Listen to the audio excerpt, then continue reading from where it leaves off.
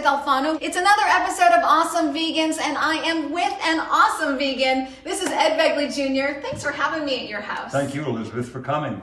Okay, so you all know, of course, you've seen Ed Begley Jr. in TV shows and movies. He's an author. He has a couple great books. The Vegan's Guide to Getting Through the Holidays, and of course, Ed Begley's Guide to Sustainable living, and of course the TV show Living with Ed, and a book about how to live like Ed. Yeah, Living Like Ed is another how-to book. Okay, so you know Ed from gobs of things, but you may not know that Ed has a LEED certified house, meaning, what does LEED mean? Well, there's leadership in energy and environmental design. That's LEED. Right. So it's like a miles per gallon for a home or office, LEED. And there's a lot of LED platinum businesses out there, offices, what have you, but there's not as many LEED platinum homes because there's different ratings. There's silver, gold, and platinum. And platinum, you got to do everything. We did everything to this house to make it very, very green and keep our bills down.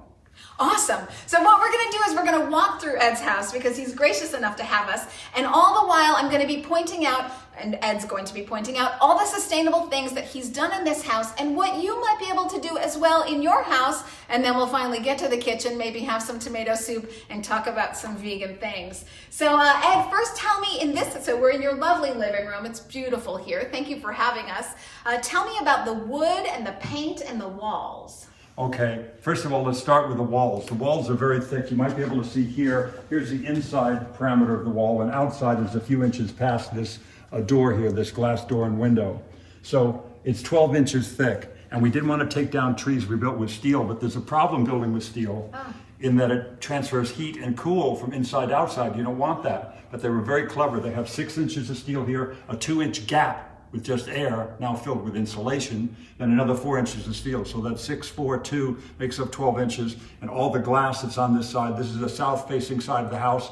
This is all double pane glass, so the heat can't transfer as well. You got this beautiful light. And with the passive solar design, because that is south, the sun comes into this room every day, heats up the room and the floor.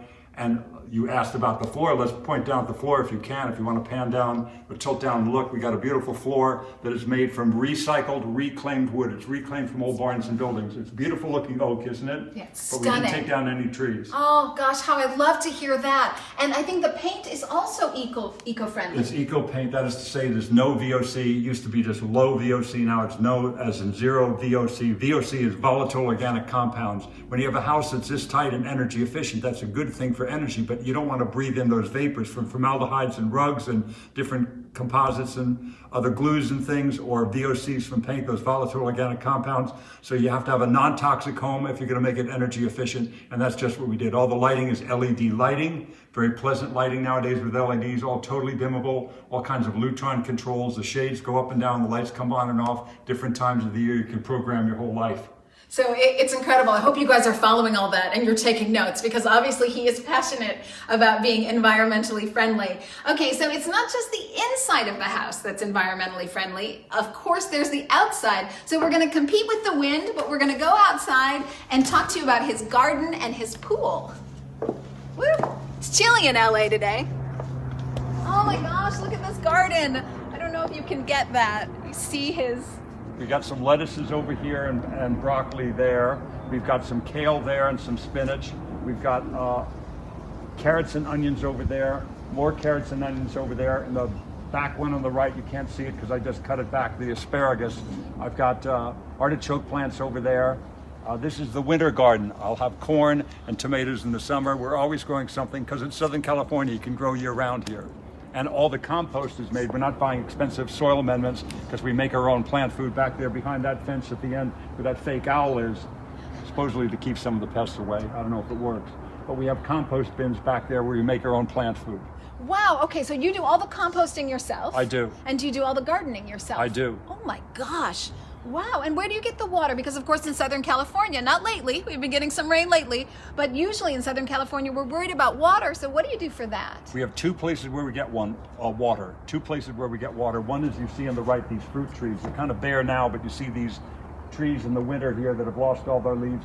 Those trees get their water from a gray water system. It flows by gravity from the tub, from the shower, and the laundry room. And I'll show you that in a few minutes. It's near the kitchen where some of it comes in. And it goes straight down to these mulch pits, which are near those trees. It's filtered out by the mulch pits, so all the hair, soap, or what have you, particles gets filtered out. And the fruit trees like that kind of gray water. They thrive on it. So you get free water from your shower and your laundry and your bathtub. Oh, I'm surprised because I thought you were going to say that you had to separate water with soap, because I would think that wouldn't be good for trees. And I know you said you separate it here by the bushes. You got to use non-toxic soaps. Yes. Use the best kind of environmentally friendly soaps. And these mulch pits filter out all the problems that you might have with it, and the trees get this wonderful water which they like. So. I want to make sure everyone can hear him, because sometimes we're facing. That's right. Sorry, sometimes we're facing away from the camera, so I want to make sure. We get free water from the laundry room and the bathtub. It's great. Okay. Did you get that? And of course, you're always using environmentally safe soaps. I have to say that's a bit confusing for me, in that I want to use those, and I go to the store and I just get bogged down by how many choices. So, is there a label that we should be looking for when we buy soaps, detergents, etc.? Seventh generation makes wonderful laundry soaps. They make wonderful products in every way. I have a line of non-toxic soaps myself called Begley's Earth Responsible Products. They're available online. Go to begleysbest.com or go to Begley Living, and there's some wonderful soaps that we make. But Seventh Generation is also a very good brand. We also get water, not just from the gray water, we get it from the roof. We get water, and a lot of it, in a rain tank. Can I show you the rain tank? Sure. Follow me. Okay. We got a plane going over there. Okay, we're sorry, we've got a plane, but otherwise not too windy so far. Take a look at the pool while we're here. It's a little tricky. I'm sorry, our camera's a little tricky, but here's the pool. I'm sorry to keep Ed while he's on a mission to show us. But tell us about how you cover the pool. There's a green aspect to the pool. I have to say, first of all, I didn't want a pool in Southern California because it's a drought-ridden, area. Of course, you don't want to waste water. I'm gonna let you get closest to the camera so we can hear. The wife wanted a pool, and there was a pool here. I said we definitely can't keep that pool because it was a big, weird shape that you couldn't cover. So I said if we can make it into a rectangle, make it a lot more shallow so it doesn't have as much capacity, and cover it so that it wouldn't evaporate, then you can have a pool. She also did not want chlorine in the pool. Chlorine gets in your hair and it's toxic and what have you. You got to shower afterwards, waste more water. So we have an ozone treating system. The water is treated by ozone. It also wasn't warm enough, even with the cover, so we ran some piping up to the roof. On the back, the flip side of the photovoltaic panels, we have this black tubing. It heats the water. You get a twofer from the solar electric. It's giving you electricity, 9 kilowatts of solar electric, and you're also heating water for the pool on the back of those panels. We also have two big 4x10 panels for hot water for the house. Come look at my rain tank. Okay, I've got a rainwater tank over here. And when we go back inside, we're going to talk about his bills and how cheap they are. So there's a lot of benefits to all this work and all of his knowledge. Right over here, I'm going to point you to actually nothing. Intentionally, I want you to look at nothing, which is this gravel area here and these chairs and tables. If you can pan over for a second and see that, that's the rain tank. It's buried underground where you don't have the visual blight of looking at a big tank. The wife didn't want to see it. She didn't want to see the solar panels, so you look up. You can't see any panels on the roof. You can't see any rain tanks. It flows by gravity from the roof down to that tank. There's a pump, a submersible pump in the tank that gives you your 75 pounds per square inch pressure, like any hose bib in America, and you can use that water to irrigate the whole property. Wow. Free water from the rain. Okay, so how much is your gas bill every year? The gas bill is as low as $30 some odd. There's people taking some long showers here, so occasionally it's $80, but that's very rare. Wow, and what about your electric bill? Electric bill goes from 10, it's gone up now because my wife got an electric car too. When you're charging two electric cars, then it really went up. It went up to $100 a month. We just got an electric car. But it's between $10 and $100 a month, but that's to charge two cars, run a house, clean a pool, and all that goes with it. It's incredible. And I actually heard that you have an exercise bike that you sometimes That's ride. on permanent loan to Jackson Brown and Deanna Cohen. They have Give it back, Jackson Brown. Give it back. I want him to have it. It's getting better use there than me. Okay, we're gonna head inside. Come back inside, everybody. Okay, so we're heading to the kitchen. So as you may know, Ed is vegan, of course. So he's also a vegan chef. Tell me what you've made today. I made a lovely tomato soup, a vegan tomato soup. Would you like a bowl? Yes, I would love a bowl. I'll make your bowl of soup. And while you're making me a bowl of soup, I will join you on this countertop, which I believe your countertops are also eco-friendly. That is correct. They are something called Caesar stone, like Hail Caesar. Caesar stone is not marble.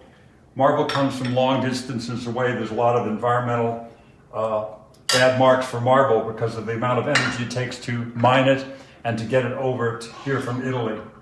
I got a spoon for you here too. Great. There's Wonderful. a spoon. Anybody else want any tomato soup right now? I'm going to have a little bit with you. Oh, good. I'm glad. I'll give it to my fabulous intern, Jackson. He's going to put it down at our place so that we don't have to carry it around. We're just about to sit down.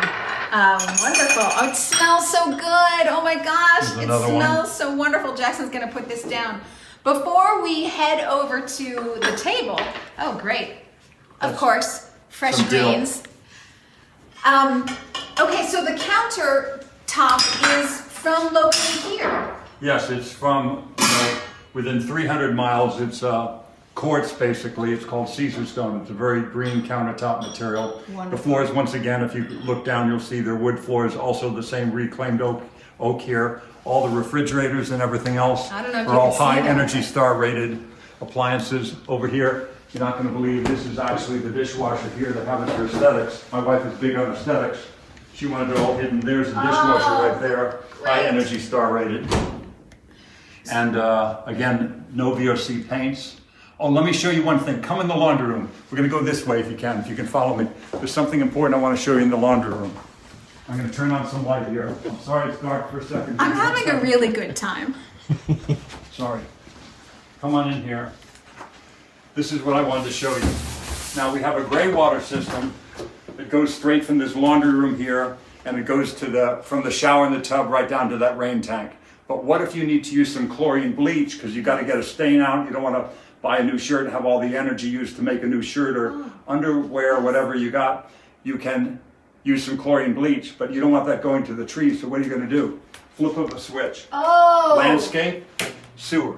Can you hear it? Wow. It's switching over. There's like a little Y piping component there, and it goes from landscape to sewer, and you can use your chlorine bleach, and then you can switch it back when you're done, and it goes back out to the trees again. Oh my gosh, that's fantastic. Yeah, it's very clever. Oh, I love that. Now, did you design all this? Obviously, you worked with a designer and architects, etc. Non-toxic soaps, of Seventh course. generation. Shouldn't you have your own soaps here? I do. Where But are they? let's see his soaps. Yeah. Oh yeah, no, I want to see your soaps if you've got them. I've got. Come back in the other room. Okay, we're moving. moving. Liberty's on the move. Here we go. I should have pitched them. I'm so bad at this. Here's the Begley's Best wonderful non-toxic soaps. We've got a dish soap and a hand soap. We've got a Okay, I'm going to buy some of different this. cleaners. Because I'm definitely on the hunt for this. Let me ask you, so you have dish soap and hand soap. Do you have laundry detergent? We don't have laundry detergent yet. We're working on that right now. Do you have like a floor cleaner, bathroom Yes, we tile? do. Oh, because I really want that stuff. Hold on, I'm going to get you some of that too. He's coming back. Okay, well, Trust me. okay, and here's the pantry. Healthy. Here's one. Oh, yeah, here we've got a few products right here. Multi-surface cleaner. Oh, I really want this stuff. Will you sell it to me today? Because I really do want but this. you can take some. You Cooktop cleaner, multi-surface cleaner. And here's one. This is one you're going to like because you love pets and I love pets. This love is our pets. top-selling product, the Oh, pet and odor stain I have to remover. get that immediately. You're going to get a bottle when you go. So I want to know, how can everybody buy this? Go to begleysbest.com or edbegley.com. If you know how to spell my name, Ed Begley, that's Begley. Go to edbegley.com and it'll take you right there to a place to buy it. Oh, this is fantastic.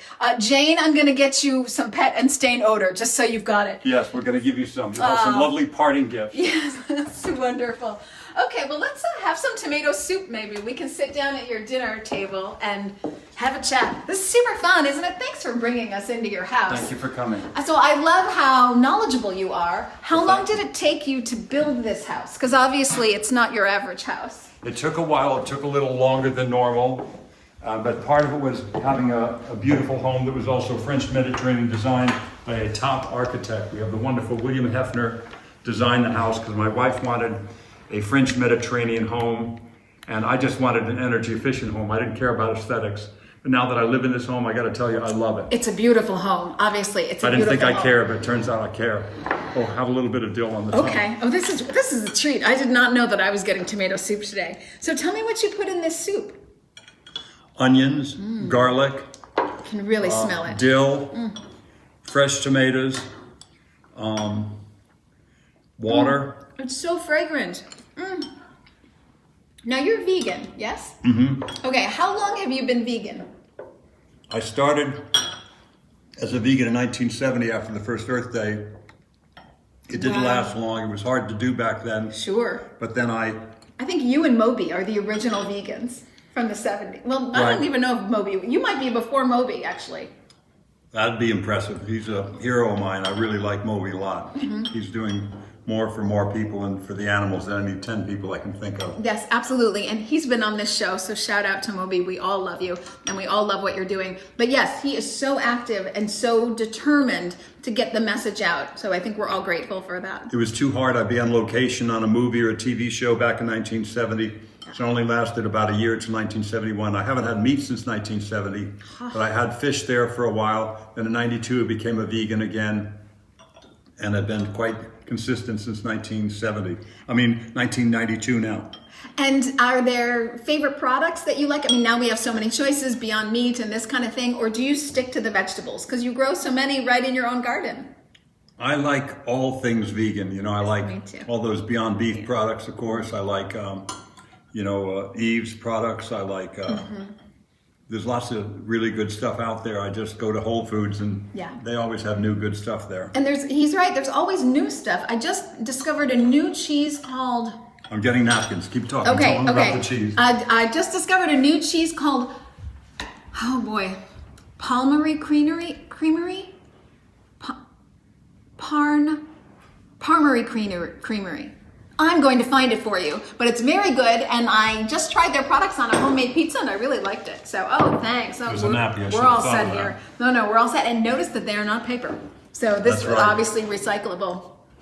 So let me ask you, what are some Crackers. of... Do you want some crackers? Okay, because we're living large here today. Gluten-free vegan crackers, of course. Of course. You gotta know your audience here.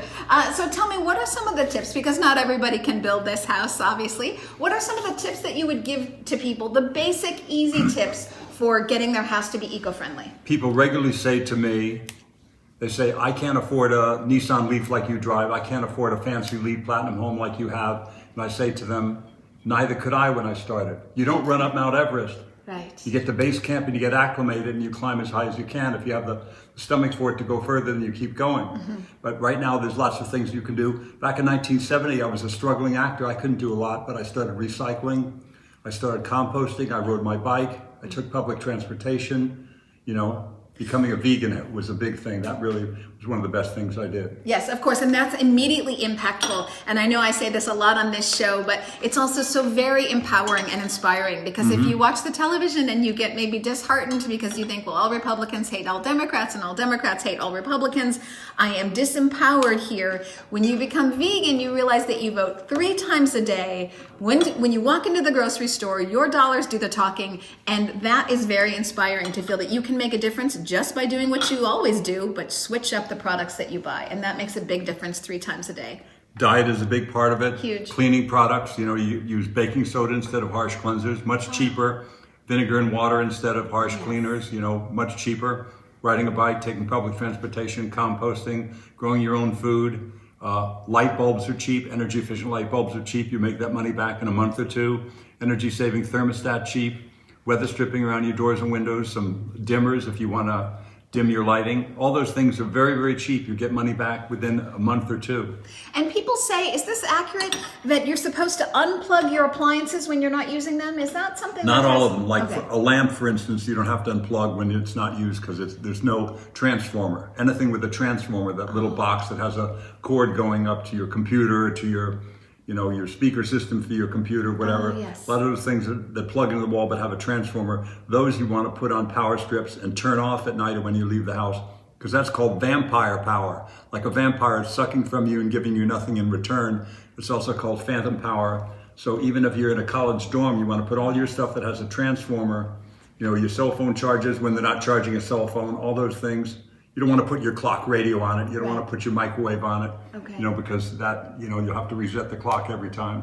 But anything that has a transformer, anything that has a solid state front end, anything like that, you would put it on a power strip and turn it off when you leave the house to go to bed. Okay, so a power strip, just a simple $7 power strip. Yep. You could put things into a power strip, and that automatically is going to make it very easy to switch them off when you leave and you don't need them. You'll save money instantly. Okay, now here in California, we've been having a lot of rains, and of course we know the East Coast has had hurricane after hurricane. We've had horrible fires here, so there seem to be these environmental extremes that are happening for our planet. And I wonder if you have any feeling about this or anything that you'd like to share. Are we close to the end? I mean, obviously the UN climate report has come out and it says that we have, 12 to 20 years. I mean, where are you feeling about the state of the environment today? I became quite concerned back in the 80s when James Hansen from NASA spoke to Congress and raised the alarm of many people back then in the 80s. 1987, I believe, is when it was. Wow, 30 So years. Yeah. It's been quite a while. And bit by bit, we've seen more and more things happen that lead us to believe it's occurring now. It's very clear that it's happening. You go to Miami Beach and you can see the sea level rising there, the flooding in the streets, what have you. There's going to come a point in the next decade or so when you're going to lose a fair amount of land in Bangladesh and the Marshall Islands, parts of Florida.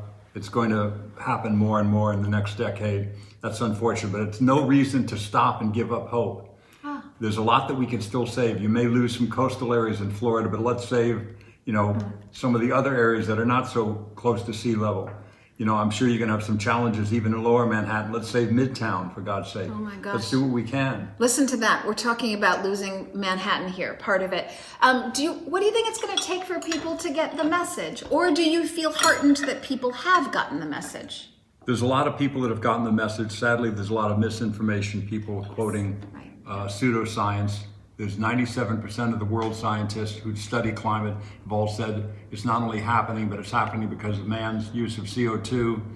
And so we have to do something, and they're all quite concerned and they're raising the alarm. It's so interesting that people trust science when they get in an elevator or get on a plane. They totally trust science, and then suddenly they go, I don't believe these scientists. If you're going to trust science, for God's sake, trust it and listen to what they're telling you. They're raising the alarm for good reason because they know what's happening. They know it's serious.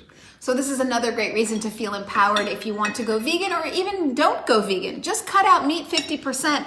Animals give more CO2. And then, of course, when you add in all of the trees that we need to cut down to make grain, to feed those animals, when you put those things together, you're talking about deforestation and CO2 emissions from animals more than all the transportation put together, planes, trains, buses, cars. So that's something immediately you can do in addition to getting turning off all your phantom appliances. These are immediate things you can do to positively affect And the if you think environment. you can't make a change globally or in some large area, let me tell you what's happened. Since I started with Earth Day in 1970, we had horrible choking smog back in 1970, the 50s and 60s. I grew up in LA and it was horrible smog all those years.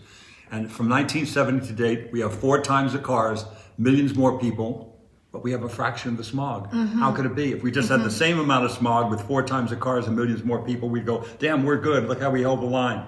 No, it's gone backwards, way backwards because of good technology. Smog control devices on cars, combined cycle gas turbines, spray paint booths, all these things that we did, they all worked, and they cleaned up the smog in LA and it's been a model for other cities in the nation. So we can do this. We banned CFCs from aerosol cans and refrigerators. And they said, you won't be able to buy a refrigerator anymore. You won't be able to buy an air conditioner. You can buy a refrigerator, you can buy an air conditioner. They're not too expensive. They still are within everybody's price range. But we've solved this problem with CFCs. We've greatly reduced the problem with the ozone hole. That's a global thing that we did. The Cuyahoga River near Cleveland caught fire in 1969. I don't know about you, but I think it's a bad thing when rivers catch fire. The pollution was so bad, some of it flammable on the river caught fire. That doesn't happen anymore. The Great Lakes have been cleaned up. We did that. We all did that together. So know that we can have a successful, result to some of these things. You just got to do something and do it now. Yes, I love what you're saying about this, because sometimes people do say, oh, well, there's really nothing I can do. But like when I was growing up in the 70s and 80s, people used to readily throw trash right outside their car window, Doritos bags and Coca-Cola things. You would never do that today. And it's the same logic, because you could easily say, oh, well, what can I do about the environment? Why don't I just go ahead and throw my Doritos bag right out the somebody car else window? is going to pick it up. I'm creating work. I'm creating a job for somebody to pick it up. You would never do that today. Never, You would thank never God. litter right outside your car window. So it's the same thing here. You can make a difference. You yourself can make an impact with the food you eat and the choices you have, and you will see a difference. But I worry that people say, oh, we're changing things. It's not as bad as it was in the 70s, so maybe I don't need to do anything. I'm always afraid of that. No, both reactions are wrong. It's wrong that we don't have a problem. Back to your houses, folks, nothing to see. That's wrong. It's also wrong that it's too far gone. We can't make a change. The truth is in the middle. We have problems. There are real problems we have to address, and we can make a change. We can save many, many of the things we're talking about. We can't save everything. We're going to have some damage done, but let's not make it worse. Let's save what we can starting today. So what are your predictions for the future? There's going to be more and more people see the wisdom of building this way, not just for climate change. You're going to help advancing climate change by doing some of the things I'm about to mention, but also you're going to cut down on your utility bills. And they are, again, these things that people can afford today, weather stripping and energy efficient light bulbs and energy saving thermostat. And if you're going to put in a new HVAC unit, get one with a high SEER rating. All those things together. Again, I'm not suggesting we're going to totally fix this problem by just changing our light bulbs, but they're all little tiny drops in the bucket. They're going to make up, hopefully, a large enough amount to douse the fire that we see raging with climate change. But we have to do our part, and you're not just wasting this money. I find it fascinating, the people that say no, to say, we can't afford it, we can't spend all that money. Now, I will concede, if you work in a coal mine, you work on an oil rig, or you work at a refinery, those are jobs where you get paid money and it goes into the economy. It fuels other things, right? Other people get work because of it. But isn't that the same if you make solar panels or electric cars? Exactly. It's the same. Just switch It's your not money that's, industry. The money isn't printed on flash paper that vaporizes the second that you get it. It's used and goes into the economy too. So the money that you spend paying people to build solar panels and electric cars and energy efficient thermostats and weather stripping and double pane windows and all those things are good for the economy too. They're not wasted money. And I would actually love to know the numbers on this, and I don't know them, but I wonder if there are more jobs to be created because we would have to sort of reinvent the wheel. So you're talking about remaking windows and things that we've already made, so you're talking about a whole new line of products. And so I would think that would mean more jobs, potentially. Okay, so I like to ask a bunch of one-word questions right off the top of your head. Don't take too much time to think, and we get to know a little bit about the real Ed Begley Jr. Okay, what are we always going to find in your fridge? Tofu. I love it. Okay, what is your favorite snack? Can be junk food, can be healthy, it's up to you. Favorite snack? Tofuti cuties. Okay, you really do like tofu. Okay, tofuti cutie, I've never even heard of that before. They're very good. What is that? They're like ice cream sandwiches without dairy. Okay, well, sign me up, Tofuti Cuties. Okay, since you are the chef, what is your go-to cook-at-home meal that you always make? You always know it's good, it's super fast, you know what to do, and sometimes you've got no time, it's the thing you always make. Soups. I have about 8 soups that I make, and they're all good, and they're all crowd pleasers. Okay, noted. The tomato soup was wonderful. So I haven't seen any pets around, but do you have any pets? And if so, do you think they're any different than farm animals? They're very different than farm animals. By that I mean they're, it's sustainable, I think, to have a pet, to get a pet at a shelter, first of all, and to keep it in your home and love it and have a companion. But farm animals, to continue to raise these animals in those horrible conditions, it's just unthinkable, the kind of suffering they go through. So pets are in some ways the same as farm animals. They're sentient beings that feel and care and what have you, and have families and mourn the loss of their families, and but I think there's a solution to that, and the solution is being vegan. Yes, I couldn't agree more. Sentient beings, they have families, they mourn the loss of their families, they feel pain. We have to ask ourselves if we really want to pursue that line of torture much longer. Okay, what do you wish you knew 10 years ago that you know now? Oh boy, 10 years ago, I wish I knew how much I like this home, because my wife wanted me to move from our home. I lived there 26 years, and she was talking about it 10 years ago. And finally, about 2010, 9 years ago, she talked me into moving, and I was quite resistant. I said, if you can find a place that has a good south-facing roof, has a bigger yard for a vegetable garden, an even bigger yard for a rainwater tank, and you can find it for this price, I'll move. She'll never find it, I thought. She found it within a week. So we live in this house now because Rochelle was persistent and had a dream of having a beautiful French Mediterranean home that pleased her visually, and I got to have all my bells and whistles and have a greener home than that old home I lived in for years. Didn't you know you'd be outsmarted? I got outsmarted again. Again. Okay, is there a favorite phrase that you live by? So, for example, nose to the grindstone, eyes to the sky. That's one of my very favorites. Something that you always say to yourself if you're having a down day or a bad day. Live simply so that others can simply live. Oh, that's very nice. And my second to last question for you. Obviously, I think you have a sense of purpose. At least I feel that when I'm in this house. Is there something that you'd like to be known for? And is this it? I'd like to be known for my green work, for my environmental work since 1970, and I suppose I am known for that as much as the acting, possibly even more, and that pleases me. Let's talk a tad bit about your acting. What kind of projects do you have coming up? I did a pilot last year for a show. It's called Bless This Mess with Lake Bell and Dax Shepard and Pam Grier. It's Pam written Grier. by Lake Bell and Liz Merriweather. It's a wonderful show. It's kind of, it's a funny comedy about a couple that live in New York and decide to give up the hustle and bustle of New York and live the simple life in Nebraska and become farmers, but they don't know what they're doing is the only problem. So it's pretty funny. I'm this weird guy that lives in their barn, and we'll be on starting April 20, I can see this. April 16th. It's on ABC at 9:30. It's called Bless This Mess.